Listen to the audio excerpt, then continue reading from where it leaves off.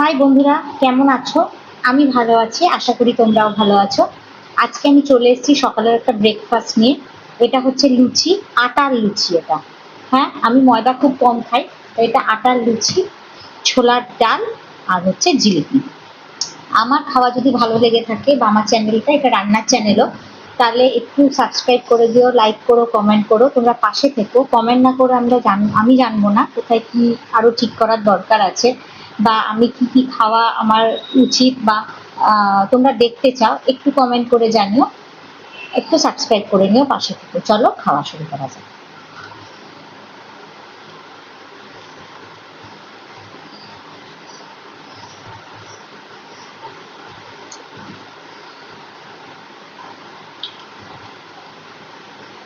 আমি আটার লুচিটাই বেশি খাই, বা পরোটাও আটারই খাই, কারণ আমি ময়দাটা একটু অ্যাভয়েড করি।